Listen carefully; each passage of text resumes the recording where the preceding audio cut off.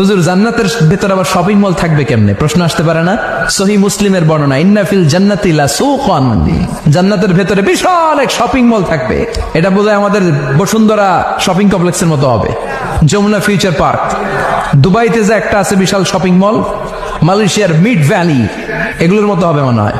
কত বিশাল যে shopping mall হবে। সহিহ মুসলিমের বর্ণনা, প্রতি শুক্রবারে সব জায়গা থেকে বন বন করে মৌমাছির মতো জান্নাতীর ওই শপিং মলে শপিং করতে আসবে।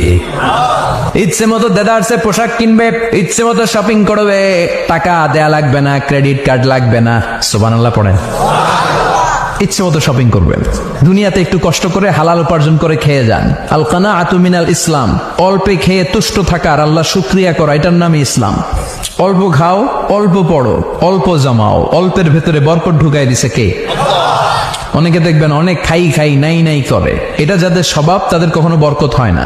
অল্প খাবেন, অল্প পড়বেন, আর হালালের সাথে সম্পর্ক করবেন। আল্লাহুম্মা কফিনি বিহালালিকা আন হারামিক ওয়া আগনিনি বিফাদলিকা আম্মান সিওয়াক।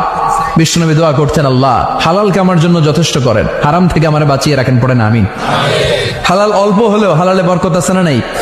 হারাম বেশি হলেও এটাতে কোনো বরকত নাই, ঠিক কিনা?